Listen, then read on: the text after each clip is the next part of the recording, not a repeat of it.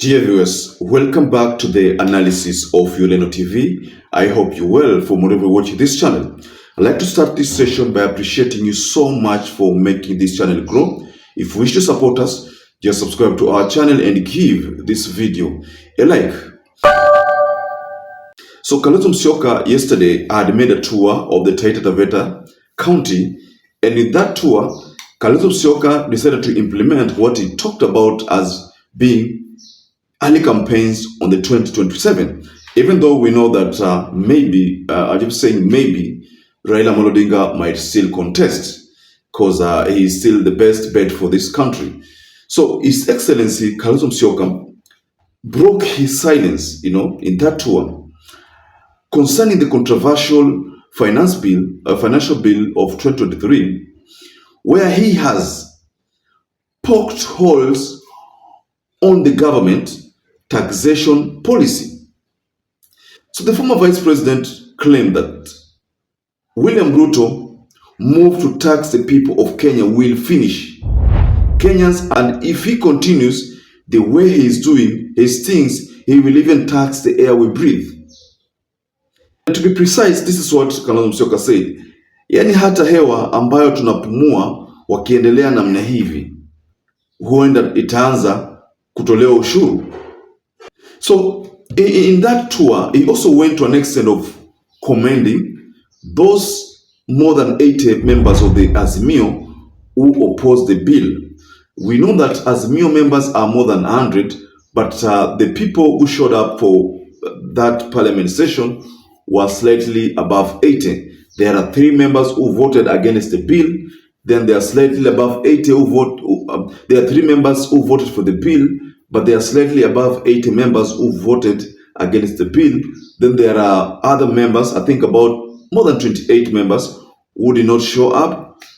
So that is just about it. So KALONZO has congratulated those people who stood with the Kenyans.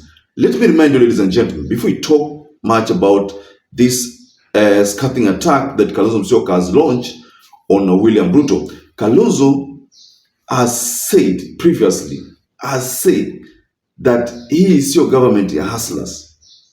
He said that when he talked about early campaigns.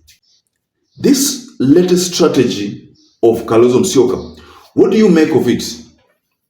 Or before we delve further on this analysis, I want to share with you a clip of what KALONZO Musyoka said and the exact words that he said in that tour of the Taita Taveta. Kindly listen to this video. Bado wa Kenya tuko kwa mahadaki. Tuko mahadakini. Kwanza unajua mimi nilipigwa tear gas. Nikapigwa tear gas tukisema hali ya maisha imeenda juu zaidi.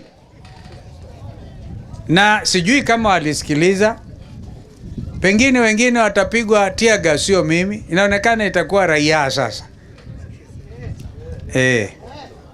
Because vile ambavyo wanaendelea hawa jamaa, sijui kama anaishi nchi nyingine ama na nchi ya Kenya.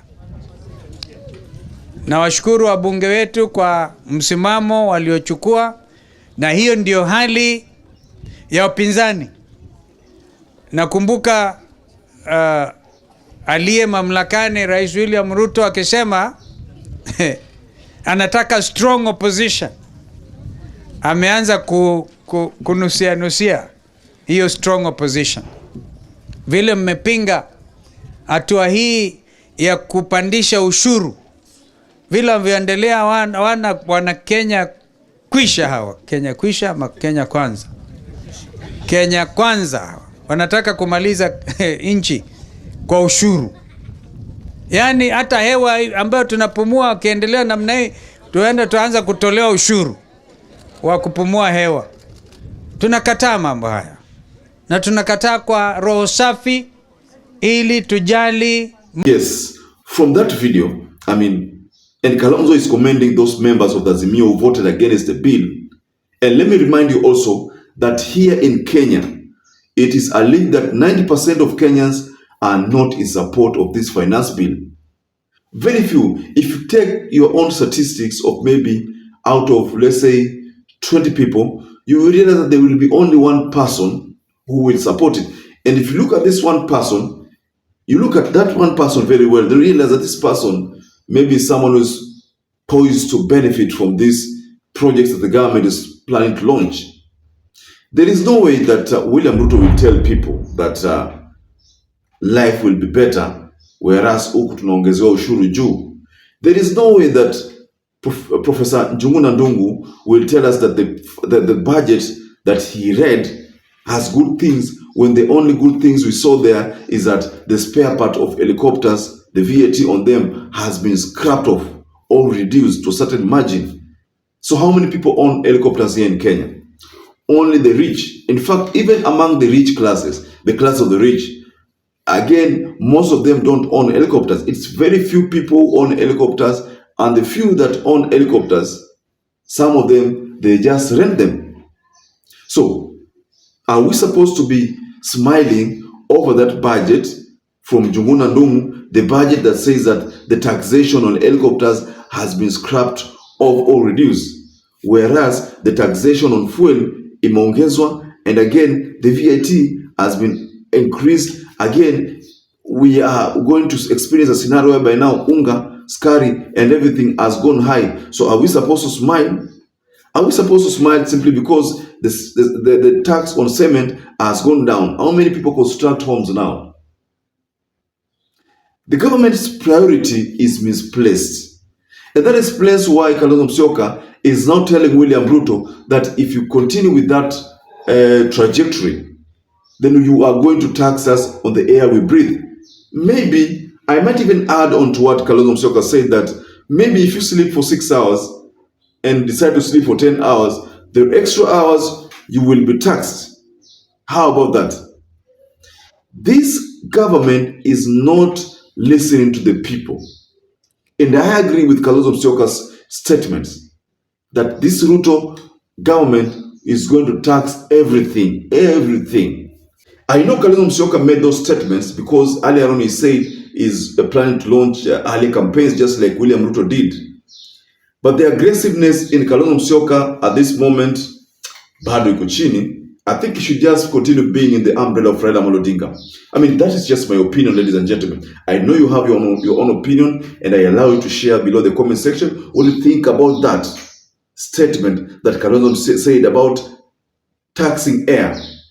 Ruto is planning to tax air because the way he is taxing things, the manner in which he's implementing the taxing policy, only gives Kenyans a reason to believe that it is about Kenyans giving them money. Dear viewers, do you think Kalonzo Musyoka made sense when he said taxing air? I think he made some sense there because he was literally trying to say that Ruto tax anything and everything. I mean, going forward, it's going to be very expensive here in the country for employers, especially employers. The wage bill has gone high, can't be met by most employers at the moment because that will just lead to that's going to lead to retrenchments, laying off of staffs, because the tax policy of William Ruto may explode. So dear viewers, I think Kalonzo is right by what he said in the Taita Taveta County about William Ruto taxing everything. So he was right. And I think going forward, my idea that Raila Amolo Odinga should just continue with the plan of the parallel budget, but that parallel budget should be launched officially at a public baraza, not in a press conference, but a public baraza. And in that public baraza, there should be leaders, business communities, Muslim community, Hindu community, Christian community, literally all groups. The groups that attended that finance committee public participation, whose views were not anchored in the bill that was presented to Speaker. So those groups should come to Azimio, share out their views, what the proposals are, and then going forward, this can work for Raila Amolo Odinga. I think this would be a brilliant strategy. So dear viewers, can you tell us below the comment section what you think about this analysis? Also, I'd like to urge you to stay safe, stay blessed. Until we catch up again in our next analysis.